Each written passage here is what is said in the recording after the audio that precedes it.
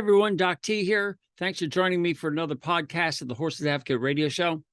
I'm going to continue reading chapters 11 on of my autobiography, Since the Days of the Romans, my journey of discovering a life with horses. This is Doc T reading it, and I hope you enjoy. Chapter 11. The year 1977 was epic for me, but when it started, I had no idea the events that would unfold. It was January, on my grandfather's deathbed, that Kathy finally said yes to my marriage proposal. I had made an engagement ring by carefully winding baling wire 3 times around a dowel and shaping and polishing the ends smooth. I placed it on her finger in front of him not long before he passed.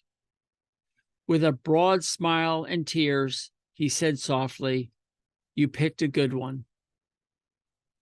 Kathy and I then went to Mom and Dad's for dinner to announce the wedding. It was a happy time that helped my dad through the loss of his father. We set the date for the end of July, 12 months after I had met Kathy in the pony barn. I didn't realize it then, but she was the missing ingredient I needed to become a veterinarian. The only facts I knew then was that Kathy had accepted my proposal of marriage, my father's father had died, and Kathy no longer worked at Tanracken Farm. It was a slow start as winter that year had been very cold, and the drudgery of winter farm life tested my resolve. Kathy found a job on a nearby farm, and we were able to be with each other every day. She would cook amazing meals, and we would watch Star Trek on a small black and white TV. Kathy always dreamed of the future and the ability to travel where no man had gone before. I personally thought the whole show was hokey, but I loved the person next to me, and so I became a fan too. We were really living. Spring is always very busy on a breeding farm. Working nearly around the clock meant nothing to me because I loved every minute. My education with horses grew every day, and I couldn't envision anything else in my life. But this year, something was missing. I was like a young colt pawing at the stall door, wanting out. I had a future with Kathy and with horses. I even had a future at Tanracken Farm as their farm manager. Like the young colt, I wasn't thinking clearly. I was only in the selfish moment without clear thought of the future and what it could be. This is where Kathy's talent lay. She quietly listens to the foolishness of those around her, then with one sentence, takes someone from where they are and catapults them into the future that could be. Her sentence to me was short and to the point. You can do better than this. In any person's life, no matter what good is surrounding them, the past seems to crop up to affect the present. I was a 3-time college dropout. I was never successful with girls or sports or education. I had been challenged with a reading disability. Suddenly, within 1 year, I had found my wife and my calling to help horses. I had discovered my dyslexia and was learning how to read. I had a place to live and a solid income. What on earth did she mean when she said I could do better than this? Were she and Dr. Steiner really right when they said I could be a veterinarian? I looked at her for a long time and said nothing. My head swirled with thoughts. One thought anchored, then let go quickly, being replaced with another. Slowly, like still frames of a movie starting to roll over the lens one at a time, I started to see what they saw. I realized in that moment that I would be leaving Tanracken Farm, and fairly soon. "Kathy," I said excitedly, "you're right." I held both her hands as I told her my plans. She smiled and went back to quietly listening. Her seed had been planted, and she was enjoying the growth process exploding before her eyes. I had promised Mrs. Waller 1 full year and I had 3 more months to that commitment. Kathy, however, did not have that obligation. She and Mrs. Waller had never gotten along. When I had made the announcement to her of my plans to marry Kathy, Mrs. Waller was obliged to take me aside with a facts of life lecture about why she was the wrong person for me to marry. We sat in her Dodge Ram truck while the rain beat on the windows and roof. She used every trick in her book to show me that Kathy wasn't the right girl for me. She even called Kathy Mousy, which we still laugh about decades later. But it was a heavy burden that spring day when she and I had our talk. Her goal was to prevent Kathy from interfering with her plans of having me manage Tanracken Farm. She filled my mind with doubt, but it was what I needed then. Contrast is always good because it brings with it clarity. With a doubt, I discovered the backbone I was developing. I started to realize that for the first time in my life, I had something to fight for. I just couldn't put it into words, but feelings about it came through my mind. For my relationship with Kathy, whenever I was on the road for a few days shipping horses for the farm, all I could think of was getting back to her. I saw Kathy's face everywhere and dreamed of her homemade meatballs and spaghetti, the first meal she had ever made me. I even realized that my dog, Easy, was as comfortable with her when I was away as he was with me. This was a sure sign that I needed to fight for her and our future together. My meeting with Mrs. Waller ended without her victory, but its importance was not yet measured in my win column. That would come much later. I came to the realization that I could no longer stay at the farm. I became open to leaving, even though I wasn't sure where I would go. Willie, who owned the local horse transportation business, became my exit strategy. Willie was as tall as me, but half my waist size. His one lazy eye made it difficult to look at him while talking. There was always a lit cigar somewhere and a beer close by. His body was stiff from wear, but his movements across the ground was as smooth as a swan crossing a lake. He made friends with everyone, but if you didn't like him, he just didn't care. A long puff on the well-chewed cigar and a brief, "Screw him then," with a big grin, and off he would go to do something else. Willie liked me and knew I was a good driver, though he had never seen me drive. He just assumed that if Mrs. Waller kept using me as her van driver, I must be good. One afternoon, he approached me on the farm and said, "Hey, Geoff, you want to start driving for me? If you say yes, I'll have you in Nevada next week." My opening was set. I had a job that paid real money with a future wife whose job included an apartment. I would be set, but that darn integrity thing got in the way. I had promised a full year, and the foaling season wasn't over. I had to ask Willie if that offer could wait until June. Willie quickly answered, "You bet." With that, I started to float. Driving 18-wheelers for a living was a life that just could not get any better. I gave Mrs. Waller my notice for June 1st, exactly 12 months from my hire date and almost 3 months away. Kathy and I continued to make wedding plans for July, and in my spare time, I went on calls with Dr. Steiner. I was still hooked on horses, and I asked him during my travels to farms what I should do next as far as pursuing a veterinary career. Dr. Steiner's advice was simple: go to Cornell.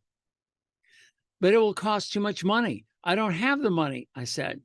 He replied, "Geoff, don't worry about the money. There are ways to get the money." "But I don't have the grades," I said, defending my position with another excuse. He replied, "It's not just grades. It's your experience plus who you know." He continued to teach me additional facts of life that my parents and Mrs. Waller had not mentioned. "Look," he said as he pulled the truck up to a farm, "these guys that determine if you get into Cornell are just humans. They play golf. They ask each other if you know so-and-so. If they know you, They'll say, "Sure, I know Geoff Tucker. You should let him in." That's the way it goes. It's not just the grades. He then gave me a few names of local veterinarians he thought I should meet and promised to write me a letter of recommendation for admission. We got out of the truck, but I can't remember much else of that day. At night with Kathy, I told her what was said. She nodded with understanding and then said, "You should talk to those other veterinarians." The inside of a man's brain, at least this man's brain, is a very confusing place, and strangers should never enter without knowing the risk they take of being chopped up and spat out. Kathy was either oblivious to this risk or she was totally unafraid. The scissors of thoughts cut through my brain matter as I started to realize that I was about to walk down the path where I was totally lying to everyone I would meet. Out of my mouth would sound words such as, "Yes, I am planning to attend veterinary school and will become an equine veterinarian in the future." However, my mind was saying, "You can't read, you hate tests, you failed school several times. What are you doing?" To this day, I cannot tell you how I overcame my doubts and fears. Kathy's confidence played a huge part, but I also think it was a feeling of, why not, as I confronted the absurdity of the whole process. Like a soldier marching into a battle of insurmountable odds, I called and met with several local vets and started my application process to Cornell undergraduate school. By July, I was driving tractor-trailer trucks back and forth to Kentucky or Virginia and once to Florida. I became very good at this. I quickly became a solo driver, earning more money and living very well. I have many great memories made in this short time. I continued to use my eyes as a shutter, memorizing license plates and graduating up to exit signs and billboards. I started to read more confidently. I also had my eyes examined and glasses prescribed for my vision. Another unusual finding was made that showed that my left eye was better at reading things close up, but my right eye was better for distance. My night vision was and still is excellent. I can read anything upside down, like the newspaper in front of the person facing me at the breakfast table. The eyes are a direct extension of the brain, and there is nothing normal about my brain. I should have expected the eyes to follow suit. July 23rd came fast, and I went to Amsterdam, New York. I had a shot of whiskey and chugged a beer chaser with my best friend from high school and now best man. 20 minutes later, I stood at the altar as I watched my bride walk down the aisle toward me. The party went most of the night, but we escaped before sunset and headed east. Gloucester, Massachusetts became our honeymoon destination, and we became tourists, thoroughly enjoying our new lives as Mr. and Mrs. Tucker. We had no cares in the world. A short time later, I found myself back behind the wheel of my truck heading to a barn in Watertown, Connecticut. This was still a world without cell phones, and I was surprised at the farm to get a message from my dispatcher telling me to turn around and head back home. My father had just been taken to the hospital. Calmness prevailed as I drove the hour back to the shop. Another 45 minutes passed as I traveled to the apartment Kathy and I shared. It took another hour as I helped her finish up preparing the horses for her early departure. Finally, we got cleaned up and found the hospital my father had been taken to. He was on the commuter train from New York City when he had a heart attack, stopping the train in a strange city. In January, when my grandfather was on his deathbed, I saw my dad swallow some pills. "What are those for, Dad?" I asked. "Oh, these? They're nitroglycerin. My doctor has me taking these for my heart." "Why?" I was concerned. My dad deflected my concerned tone by simply saying, "Oh, he's a little worried about something he saw on a test he gave me. It's really nothing to worry about." Now, 6 months later, I saw him lying in a bed, unconscious, with tubes sprouting from his arms and face. I would never get to talk to him again. He died during the night 3 weeks after my wedding, and one day before Elvis Presley died. It seemed absolutely surreal, and the loss took days to make it to my consciousness. I felt alone. I lay awake in bed 3 days after he was gone. My wife sleeps lightly and wakes for the slightest thing, but I sleep soundly through everything. Kathy's Airedale dog, Casey, never made a noise, and my Easy would bark at everything. That night, I woke to Casey's moaning as he lay at the bottom of the stairs. My eyes shot open. "Kathy, do you hear that?" I asked, but she remained sound asleep. Easy was motionless, with his eyes closed, and his paws twitched to his doggy dream of chasing one invisible intruder. I rose to the sitting position. I didn't breathe and just listened. Casey moaned again, then became silent. There in our bedroom, a presence appeared as clear to me as the keyboard under my fingertips as I write this. It was my father. He simply said, "We didn't have a chance to say goodbye. I wanted to let you know I'm all right." He smiled and waited for me to smile. As tears formed, he said goodbye and rose out of my presence. There was no more howling from Casey. Kathy and Easy awoke. She asked, "What's wrong?" I told her that Dad had just come by to say goodbye. Kathy knew that it was true as I lay back down and fell deeply asleep.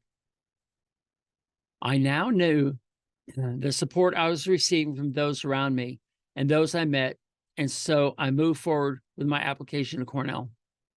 The forms were filled out and the package sent.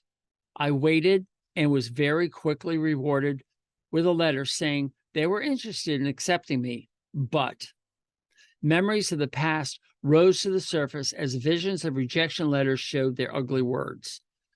With a jolt, Kathy says, "But what?"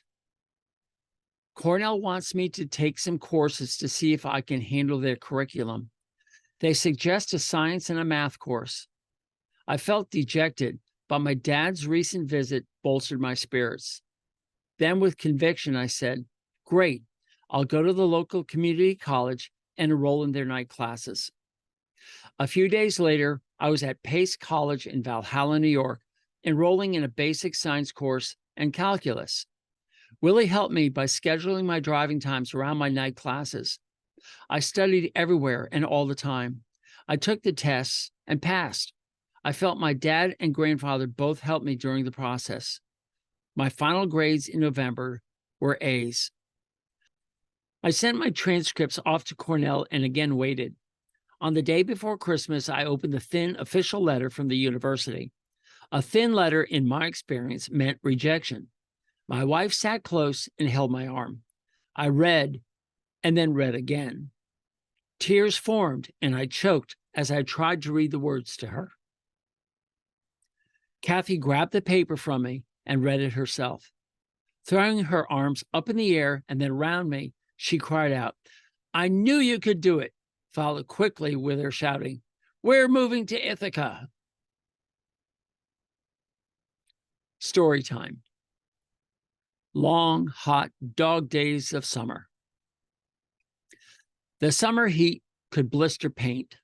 Dogs that normally chase my truck onto the farm lay motionless in the shade, moving only their eyes, assessing the trespasser, and then drifting off to sleep where it was cooler and they were chasing rabbits again. Whines and gently puffing cheeks, along with flickering paws, were evidence of their deep sleep. If only I were a dog, I thought, as I went into the farm barn for another routine call. August days in upstate New York can be brutally hot. Life creeps by in inches. I worked my way through the morning calls, a pregnancy check, an insurance exam, and a few Coggins tests and health certificates, all not too stressful for me so far. It was almost noon, and I had a lameness exam next. Standing outside in the sun for an hour, I watched the slightly lame horse move around in a circle. He was lame mostly to the right, and I did the usual exam of Hus-Tetcher's, flexion tests, and nerve blocks. The results yielded gallons of sweat pouring off my eyebrows and chin. My shirt was soaked. I went to the truck to get the heavy x-ray machine and bulky film plates and set everything up. Another 30 minutes of pulling the shoes, preparing the hoof, and packing the sole with Play-Doh to help clarify the bone structures within the hoof. I neared exhaustion. The horse was just beyond cooperation, as he would move the hoof out of position just before I would trigger the x-ray for the exposure. Frustration was hard to keep in check. The exam was over, and my equipment was packed again in the truck. My sweat-drenched clothes added 20 pounds to my weight and stuck to the hot seats. I quickly drove to the local Red Apple convenience store and nosed my truck up tightly to a big tree. The shade covered the cab of my truck. I turned up the music, made the air conditioning cold, cracked the window open, and tilted the back of the seat as far as it would go. Moments later, I joined the same world the dogs had seen earlier in a deep, deep sleep. I felt nothing, and my brain waves were flatlined. I could have been dead. I left my body, and I could not even tell you what I was experiencing. I was in a pure state of nothingness. My body maintained the state long enough to be rejuvenated, but something was wrong. It told me to wake up immediately, but forgot to tell me who I was or where I was. My eyes opened, but my body had no feeling of the surroundings, and my mind was blank. My arms lay limp at my sides, and my legs had fallen widely apart. My lips could not move. Slowly, my eyes focused. I saw the tree directly in front of me. I was about to die. Screaming at the top of my lungs, I lifted both of my legs and slammed them on the brakes, crushing the pedal into the floorboard. I braced for impact, but nothing happened. My conscious brain started to analyze things. My screaming had stopped. Music gently wafted in the cool air. I looked around, hoping no one had heard my screaming. After a few minutes had passed, I slipped the gear from the park to reverse and backed away from the shade tree and out of the parking lot. Heading to my afternoon appointment, I started laughing out loud. In a parked truck, I had thought my life was going to have a horrible end. It is a feeling I have never forgotten and gives me the giggles every time the long, hot dog days of summer meet the late afternoon drooping eyelids. Chapter 12, A New Beginning. New Year's Day in 1978 was cold, and the skies drained every snowflake they could produce upon Westchester County, New York. No one traveling on the holiday created quietness in the countryside. The blanket of snow dampened any sound of silence. Nursing hangovers or making family breakfast or pondering resolutions was the order of the day for most citizens. Kathy and I, however, had other plans. The van was packed with every earthly belongings we owned. So was the Kangas car. The Kangas' family had been friends with my family forever. Ted, the father, was a Cornell alumnus, and when he had heard I had been accepted, he took over the father's role in my life and declared his help in moving us to Ithaca. We had chosen this day without thinking of the unpredictable weather of January in New York. The trip took twice as long as we had expected, but we arrived safely. Kathy and I had visited Ithaca just after Christmas to find an apartment which today was waiting for a van load of furniture and belongings.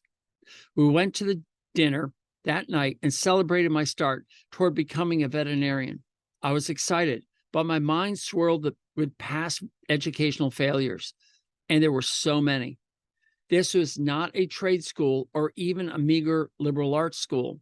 This was an Ivy League university. Here was my wife, my mom, and my surrogate dad and mom all sitting around me, and I was torn between elation and fear.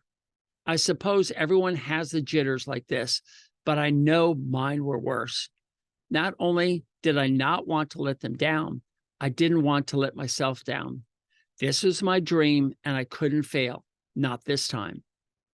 Cornell University is made of several colleges put together, each with their own campuses. Where I went to school is hardly recognizable today, as the university has built structures everywhere. Back in 1978, it was still larger than any school I had ever attended. It was intimidating. Immediately, I missed the openness and quiet of the farm and being with horses every moment.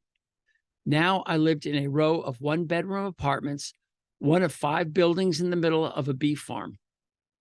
Thoughts of meeting my advisor, selecting courses, and finding my way around campus filled my time. My purpose of going back to college was to learn everything I could about horses. I believed that the answer to the question of why horses curl up their nose when you scratch their withers was in a bookstore somewhere. I was now at an institution of higher learning where all the answers would become available to me, or so I thought. With this in mind, I combed all the schedules for classes about horses. Finding only 3 classes, I reviewed the booklets again. There is one listed class about horse genetics for upperclassmen and by appointment only, and was given by my advisor. Another was a course that was not just about horses. The third was Horse 265, offered to second and third year students. That was it. I went to my advisor, where he confirmed this lack of horse classes. He then advised me that to get into veterinary school, horse classes were not important. Prerequisites included microbiology, organic chemistry, physiology, biochemistry, as well as speech and debate, and several animal science courses, including animal reproduction and animal nutrition. I became excited with the thoughts of learning all this new information, and then quickly became overwrought with the fear of my experience with marine microbiology. I saw myself writing, "Out to lunch," again on my tests. I agreed on my first set of classes and went home very uncertain about how things would go. I went over my day with Kathy, but only showed my excitement and not my fears. It was easy to do because I had purchased many new books, and the excitement of my young days came back with the new book smells. Kathy mentioned that we needed money, and she was starting to look for a job. The logistics of being newlyweds, living in an off-campus apartment with 1 vehicle and 2 independent schedules, started to creep into my consciousness. The exact mechanisms we employed aren't clear. We just did what we had to do, and that feeling of determination to make it happen remains today. Things started off fine. Then the February snowstorm came. Walking the 2 dogs was my job, and the snow that day was above my waist. A good snowfall is fun, but at some point over time, it merely exists to make humans and animals miserable. And so it was that winter. Never in the next 18 years in Ithaca did it ever snow as much as it did that month. It was almost as if someone was testing our resolve, but we persevered. Money was always an issue, and I spent much of my academic days filling out government forms for financial aid. Part of that aid included work-study programs where employment was made available for students. Working at Cornell's Equine Research Park was a coveted position for those wanting to work with horses, and of course, as a new student, was virtually impossible for me to get. Many jobs, including caring for lab rats, but I had my standards. I had cleaned stalls for 2 full years already and had advanced to assistant farm manager of a thoroughbred breeding and training farm. I had driven $1 million of horseflesh all over the United States in 18-wheelers. I was not going to clean rat cages. Soon, an opening occurred at the equine isolation facilities. These 2 long barns were situated far above the campus, and my job was to care for the isolated ponies on the weekend. The 2 men I worked for were Dr. Keeman and Dr. Coggins. They both were world-renowned for their research with horses, and their work was regarded as gospel. In fact, every horseman knows of Dr. Coggins' work, but they would not know it outright. This was perfect for me because I could start to network with these esteemed veterinary researchers. So when they played golf, they could tell the others about me. My first day was exciting. I arrived at the barn Saturday morning at 7 a.m. and was met by another full-time worker who said, "Let me show you the ropes." We went into the first building that involved opening one set of doors, walking through an empty foyer, and then walking through another set of doors. This led into a brightly fluorescent lit hallway lined with beige-colored painted glazed cinder blocks and ceiling. It reminded me of a prison. Brown metal doors were the only appointments to the hallway, and dark tile covered the floor. Clean, but not sterile, described this part of the building. The worker and I entered the first door on the left. He closed the door behind us. We were in a very small room, no bigger than a large closet. Hanging on the wall were 2 sets of green coveralls, and on the floor were 2 pairs of black rubber boots. We put them on, stepped into the disinfectant foot bath, then opened the door from that room and walked into the animal area. The door was closed behind us. We're now in the pathogen-free section. The animal area had 2 parts. The first was a 10 by 10 foot stall where the pony stood, and the second was the 5 by 5 work area where the equipment was kept. He said, "Your job is simple. Take the pony's rectal temperature and record it on the chart. Feed the pony the food that has been prepared there in the bags. Take the hose and wash down the floor so all the manure and urine are gone. Clean up the equipment area, go back into the prep room and wash the boots. Take the boots and coveralls off. Leave this one station and go to the next. Repeat this for every station in the building. Got it?" The smell, while not offensive, was indescribable in terms a horseman would understand.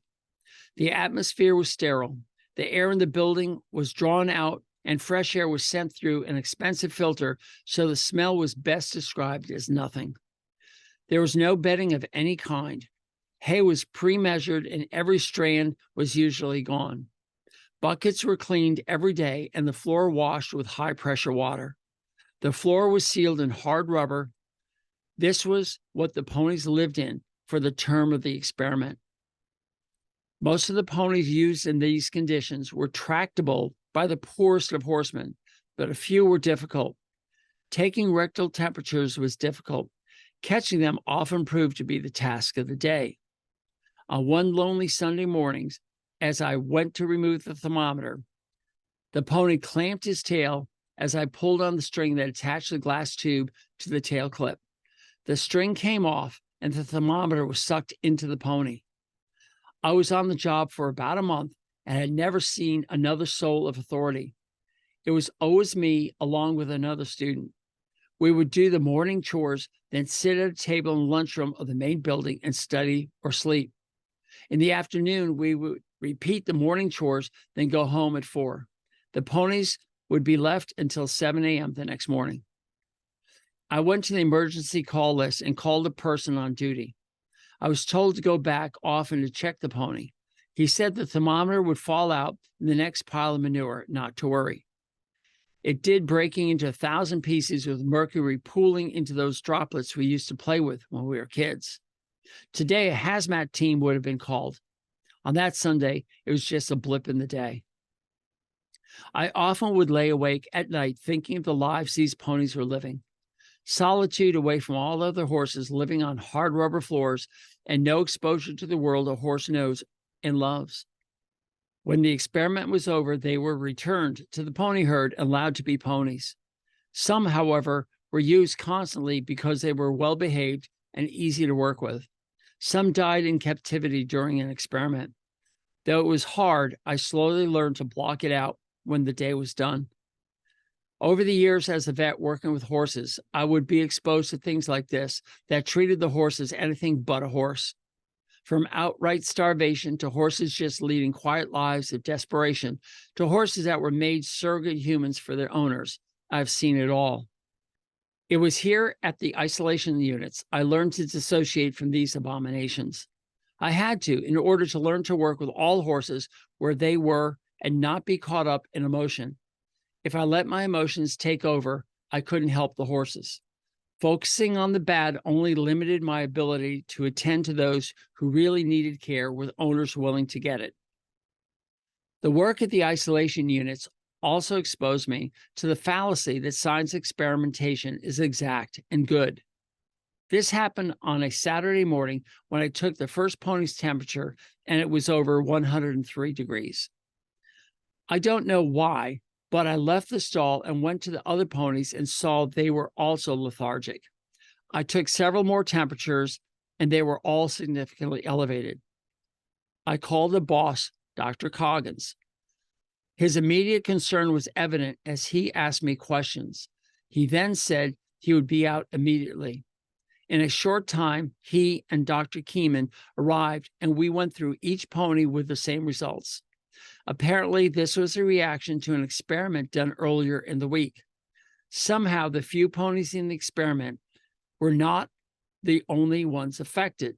Somehow, there was a break in the system, and every pony was affected. Much head-scratching went on that day. Lessons learned from observation of life going on around you sometimes are more valuable than words written in a text. My brief time in the equine isolation units taught me lessons carried forward throughout my career. Scientific experimentation is not always accurate or reliable. What we do in the name of scientific experimentation is not glorious to the animals or their keepers. I left this job as soon as I could. Dr. Keeman and I became acquaintances at future veterinary get-togethers, and he became an advocate for my admission into the vet school. I was still heading in the right direction, though my path's rose-colored glasses were becoming tainted with reality. I couldn't wait for summer vacation. We were broke, and I wasn't learning anything I thought was important for my future. I passed all my classes, but it was a struggle. It was time to stop and refresh for a while. Ithaca was beautiful, but I negotiated a 2-week stint with my old horse hauling outfit to drive, which I did as much as I could without taking away from the full-time drivers. I had met Dr. Lowe before traveling south for the summer and tried to get a job at the Equine Research Park, where he was the director. It hadn't happened that summer, but I was on the list for the fall. I did what I could to make money, and so did Kathy. She got a job at Olin Mills photography studio as one of those annoyances that called you at dinner hour asking you to buy their services. She hated it. By the time fall came around, she decided to also matriculate, and Cornell said, sure, why not? After all, she had completed her associate's degree at Delhi University and had always done well in school. Kathy would attend some of the same animal science classes I did. She would sit there listening to the lecture while I wrote down everything the professor said. Taking no notes, she would take the test and get a B or better after studying one night, while I would study for days, get sick, and muddle out with a B- or worse. She made it look so easy. I also needed to work on another plan because my grades weren't going to get me into vet school. I struggled with all my classes and became frustrated that there were so few courses on horses. I decided to do something about it. I started a horse club and called it the Cornell Students Horsemen's Association. I needed permission from the head of the animal science department, and I also needed a professor to advise the group. I was told to ask Dr. Hance, who eventually became a friend and a strong supporter of my future endeavors. He agreed, and posters went up announcing the first meeting. We met on a Thursday night, and there were about 30 students along with Dr. Hintz sitting looking at me. The adrenaline raced through my sweat glands and forced my voice into a quivering falsetto. This is my first public speaking event, and I never realized I would be in this position in front of a group of people until I was in front of them. I stared at the audience as fear gripped me. Kathy smiled back with a confident energy, and I opened my mouth and started speaking. I laid out the structure of the meeting and our purpose and elected myself as president and asked for others to become other officers. I then announced that there were a few rules to follow. One rule, however, was unusual, and Dr. Hintz smiled as I said it. I announced that it was legal that no matter who was speaking at any time, anyone could stand up and announce a 5-minute spiel. This applied even if a guest speaker was talking. It was bold and the idea caught on. I then did my first 5-minute spiel as I discussed some research a biomechanics engineer was doing with force plate technology on horse gaits. It was a lot of research to cram into 5 minutes, but it was fun. The association got off to a good start. During the next year, I pursued the expansion of the Cornell Student Horsemen's Association. The New York State 4-H was headquartered in the Animal Science Building, and Dr. Sam ran this.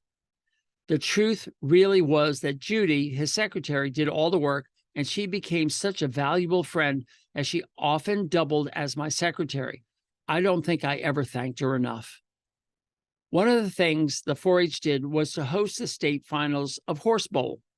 This was a competition between 2 teams of 4 members each. The teams would sit on either side of a moderator who would ask a horse-related question, such as, how many legs does a horse have?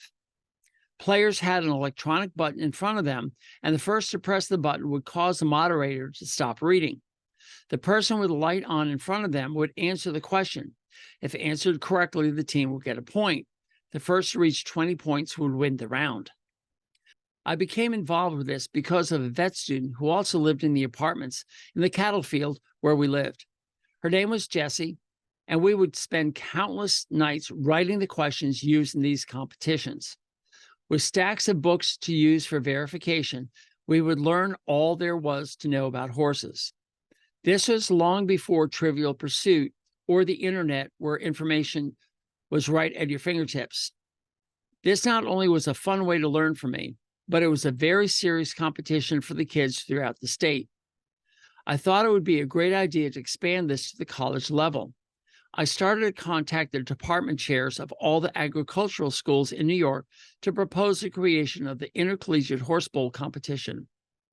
There was reluctance from several schools, but I wasn't sure why.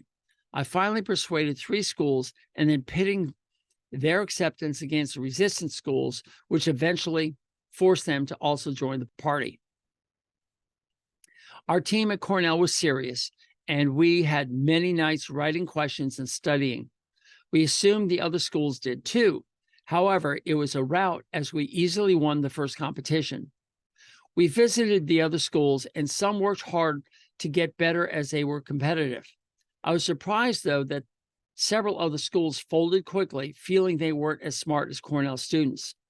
I was naive, thinking we were all as interested in learning as much as we could about horses. I became aware that my fellow students were fierce competitors, all fighting for admission to veterinary school, while the agricultural students weren't as driven. It was the beginning of my realization that not all students are created equal. I was also realizing that maybe I wasn't so stupid after all, even though I was still struggling with my classes. Over the winter, I concentrated even more on my studying. We were poor and it was cold again, but we were where we wanted to be, doing what we wanted to do. Kathy and I were both hired by the Equine Research Park in the spring and were excited on our first day at work. Like with the isolation units, students were hired to do weekend chores. The park was laid out with several barns, each with a number of animals that needed to be turned out for exercise, fed, and have the stalls cleaned. An experienced student met us and taught us the routine. Kathy and I were shocked with what we were told. The first rule was that no horse was to be handled.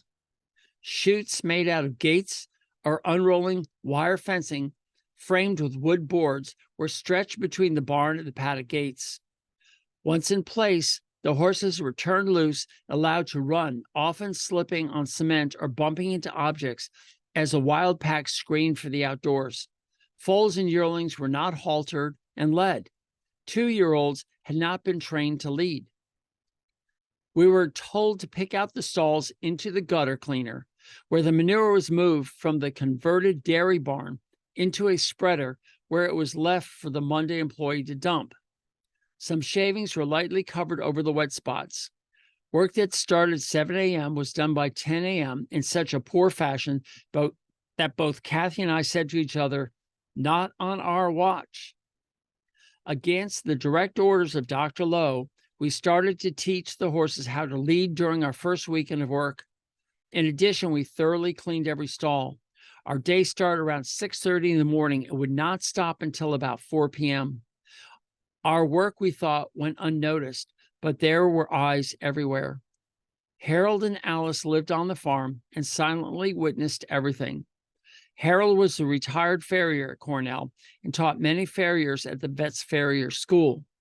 He also taught me all that I know about the horse's hoof later on, but at this point, he and his wife were just observing. One weekend, Dr. Lowe came out and caught us leading the young horses and became upset with us. With the thoughts of going to vet school hanging on what I said, I looked at him and apologized, but then added that Kathy and I did this for a living for years, and not leading them was dangerous. With that, Kathy and I continued to lead the rest of the horses in a safe and controlled manner.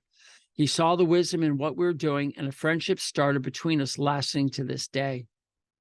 The foaling season had started, and many of the vet school's horses were at the research park. Dr. Lyon and Dr. Hillman were in charge of this part of the operation.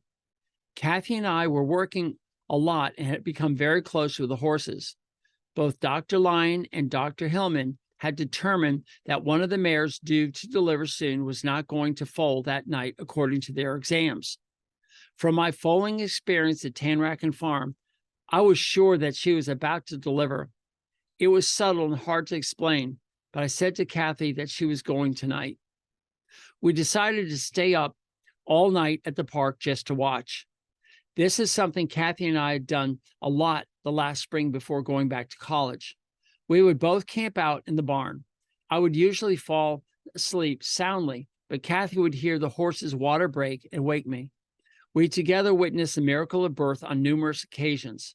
Tonight, at the Equine Research Park, we're going to do it again. I talked 2 other students into joining us. Kathy was the first to leave. She said she believed me, but she was going to sleep in a bed that night, and I was on my own. She left about 10 p.m. Maria was the next to leave about 1 a.m., and Jim left at 3 a.m. Both of these students were also pre-vet, and while Maria got in, Jim did not. He was a good guy and would have made a good vet, but his wife was not as supportive as Kathy, and I really believe that support at home creates a synergy that is vitally important. It was 5 a.m. when the mare finally laid down and pushed out the foal. There was a problem in that the stall door had a gap of about a foot between the door bottom and the floor. The mare had positioned her back end against this gap, and the foal was delivered onto the barn aisle outside of the stall. With little effort, I opened the door and dragged the newborn into the stall.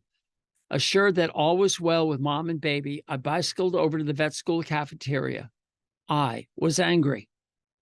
I found Dr. Lowe sitting at a table drinking coffee with other vet students. I walked up to him with a piece of my mind I needed to vent. I declared that the mare foaled. His reply was, "I hate people who say I told you so." Being without sleep and hungry, and after witnessing again the ineptitude of what I thought would be the top in education in horses, I let loose. "Dr. Lowe," I said, mustering up courage to speak to someone I thought I should show respect to, "I stayed up to be sure all went well with this foaling. It is important to attend these events because bad things can happen, and it did last night. She delivered the foal under the door and into the aisle. The help would not have arrived till 7 a.m., and that foal could have died, and the frantic mare could have become injured." I stopped for a moment to catch my breath, realizing that I probably, in a moment, had lost any opportunity to get into vet school. I continued with a what-the-heck attitude. Dr. Lowe was speechless, as he knew I wasn't done. "Furthermore," I proclaimed with a finger pointing somewhere to make a point, "I'm starting a foal watch group with the students of the Horsemen's Association. We will take turns watching every delivery this spring, and we'll call you or Dr. Hillman when a mare starts to deliver." With a quick thank you from my lips, I ended this authoritative one-sided confrontation with a man who I thought was my only ticket into my dreams. I turned and walked away, not waiting for a reply. My heart started beating once again with resounding thuds in my ears. Before the next foal hit the ground, foal watch became a focus of the Cornell Student Horsemen's Association, and several lucky students saw their first foaling. We even included vet students who wanted to join. I still struggle with biochemistry and physiology, but I was starting to have fun. By the time summer break came, Kathy and I had full-time jobs at the research park with seniority. The grumpy old Harold had warmed up, and he started to show me things about horses' feet that would last until today. Dr. Lowe assigned me to special projects worthy of an undergraduate. Overall, I was starting to feel accepted by the people I thought were important in the progression of my career. More importantly, I was starting to add to the Cornell community, and they were listening. Story time. Black walnuts on a black night. My body had been relaxing after dinner, and I was feeling warm and content when the phone rang. It was a Friday evening in November, a week after Thanksgiving. The caller said that both of her horses weren't feeling well. I told her I would be there in 30 minutes, laid myself in warm clothes, and headed out to my truck. The temperatures were hovering at the freezing mark, and while the night was crystal clear, the new moon shed no light on the roads I was driving on. Arriving at the barn on schedule, I found the door in the dark and entered into the warm glow of a pair of low wattage incandescent bulbs in the ceiling. The glow was warm, but the temperature was still bone-chilling. The two trotting bred ponies quietly stood in cross ties, one behind the other. I started my routine of temperature, pulse, and respiration. I asked questions. Nothing made sense. The ponies were depressed, but that was it for signs of a disease. It was time for the rectal exam, which I took my time doing. This helped warm my arm as well as gave me time to think. The first pony gave me nothing to work with, but the second one did. My left arm was fully inserted into the rectum of the second pony, and my right hand gently rested on its back. As I struggled to put the pieces together, I started to look around the barn. My eyes, straining in the darkness, saw two clear plastic bags about 3 feet in diameter and 4.5 feet tall. "What are those?" I asked. "Those bags are my stall shavings," she said. "Where did you get them?" I asked as I withdrew my arm. She proudly said, "I got them yesterday from the local furniture mill. They were free."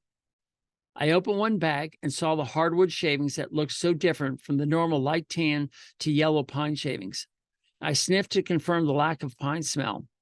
These had the different smell of a furniture factory in a dark color. My solution had appeared from the shadows. I drew up some medications and started to explain. Those shavings have black walnut in them, which usually cause little problems in ponies, but in horses they can cause severe founder. Your horses are between ponies and horses, so they must be more susceptible to the effects than Shetland ponies.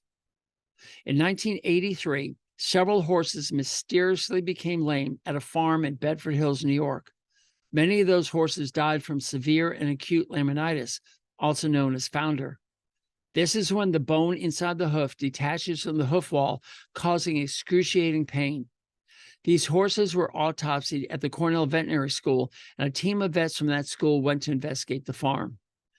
The investigation revealed that the farm had bought bulk shavings from a furniture maker. Black walnut trees were used in the laminating process, and in finishing the furniture, shavings of that tree were created. The team of veterinarians and students performed tests on ponies and horses. Shavings as well as extracted jugalone were used to replicate the disease. Jugalone is a chemical the black walnut tree excretes to kill all vegetation growing around it that improves the chances of young black walnut plants to grow without competition. The results of all the research done back then was that for some unknown reason, horses and not ponies were stalled on shavings made with black walnut trees in a laminating furniture plant will severely founder. This still remains a mystery today. It was black walnuts on a black night that almost killed these ponies. If the bags had been kept in another room, or if I hadn't paused while doing my rectal exam to look about the room, these ponies could have severely foundered. Instead, luck was with them, and they fully recovered. Hey everyone, Doc T here. Thank you for listening to my content. Would you do me a huge favor? Would you please subscribe, comment, like, thumbs up, and give a star review? However it's presented to you, I want you to do that. There's two reasons. The first, of course, is to improve this product. This way I know what you like, what you don't like, what I can improve upon, what topics you want me to cover. But more importantly, it's also going to help others find me. And by doing that, you are now engaged in this mission of helping horses thrive in a human world. By you helping, we can reach others. And that I would be so grateful for. And remember, go to thehorsesadvocate.com for updates on this information. Thehorsesadvocate.com. And again, thank you so much for being here. Doc T out.